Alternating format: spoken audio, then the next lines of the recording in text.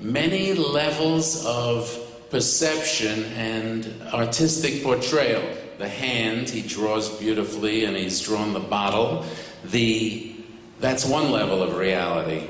The symbolic use of the arrow as a pressure indicator is totally not realistic. It's sort of from scientific visual clues. The bubbles are photographed and violate the border on that side, and then to top it off, he has a double meaning on the label, because uncoated is the kind of paper that the company is selling, but he's calling this experience uncoated, which if you take the double meaning, is direct experience without something coming in between you and the object.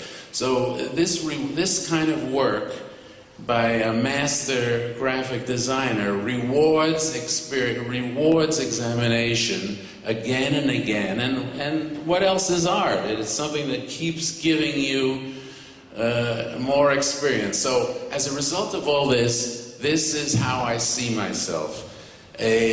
Trying to be a saint. Obviously a phony saint, because that's a fluorescent bulb, but I'm imitating a saint. Okay, working process. I don't have any clients, I don't have any specific objectives. I'm playing with what I feel like playing with and looking for the interesting things that might happen. Total freedom. Unbelievable total freedom. So I felt like tearing paper. And I tore it this way. And you all know it tears straight in one direction. I assume the newspapers here tear the same way. Okay, I tore it the other way. Now this was getting interesting. The other way, it's impossible to control. And it made me think of all those natural phenomenons that humans use that are uncontrollable, and that we use them to make decisions. Maybe the caveman took a flower and tore the petals off and said, she loves me or she doesn't love me. Or the bird's wishbone, that you eat the chicken, then you take the bone and you break the bone, and whoever gets the bigger piece makes a wish. So I started to wonder, maybe this phenomenon could be used in a constructive way, and it was then simple to put the wishbone on the paper. And there's my first product, wish paper, which gives you 100 pieces of paper in a pad, every one of them giving the thrill of a wish. And that's a thrill, because when you tear it and you win or lose, there's something inside.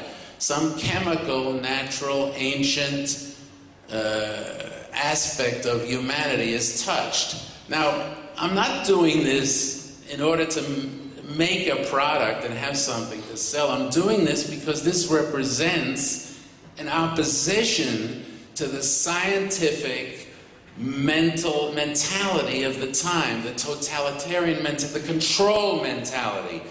The mentality that says we can run everything in our life. We can plan, the 2-year-old child is going to go to the university that we choose. We can control the weather. We can control our fate.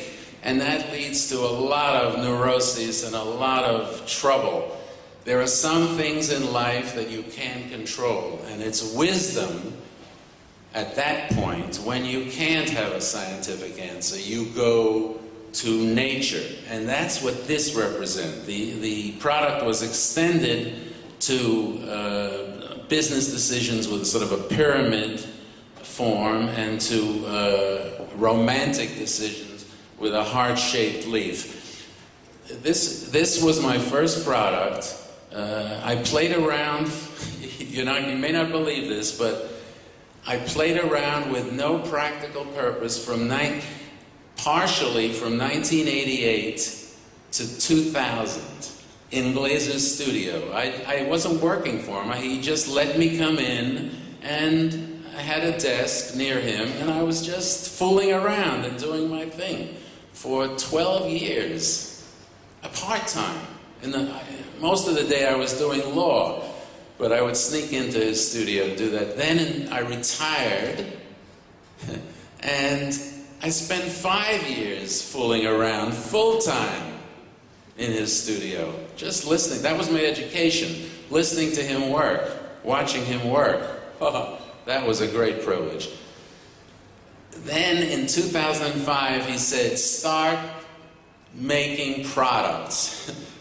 And he encouraged me to start a business. And he gave me a name. He said, call it Paradoxy, because the things you're making are paradoxical. They look foolish, they look silly, even contradictory, but underneath they connect to something very deep and philosophical and maybe true. So that's how Paradoxy Products was born. This, by the way, the real graphic design here was done by someone who was educated in Novi Sad and now works in New York. Her name is Maria Milkovich. Okay, back to the hammock. Another thing, another way that turned out to be even longer and more complex and more fruitful than tearing paper. I was fascinated with the yin-yang symbol. Now, I'm sure you've seen this symbol around, and it's I just was hypnotized by it, and I was playing with this. I was trying to figure out a few things about it. Is this the real form? How to make it three-dimensional? How does that little dot really come out? Because what the dot means, first of all, the philosophy of yin and yang is basic interacting forces. Not necessarily opposites, but they're necessary to each other's existence. You can't go any deeper into thinking about reality than that there are two forces. The belief in science or anywhere else that you can go to one absolute beginning is nonsense. Because if the one is only one, there's nothing else. And it can't be perceived, it can't be, there's no tangibility to it. You start always with two, yin and yang. The conventional understanding is the dark one is the yin, the light is the yang. Dark is female, it's receptive, it's open. The male is light and advancing and aggressive. There's a million characteristics to these things, but the important thing is they interact and they give each other reality.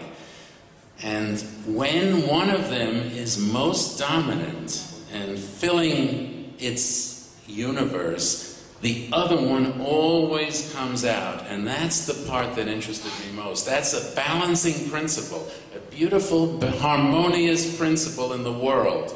All right, so I played around with crazy sculptures.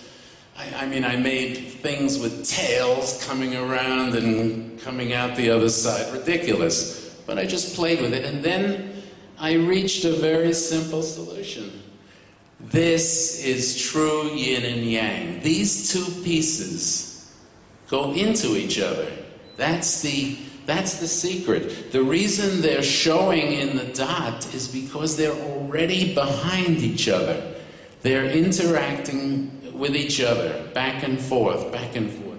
So, okay, I was happy, very happy with this. It looks like nothing, but it's a puzzle when you have them apart, how to put them together, and I made a product out of that.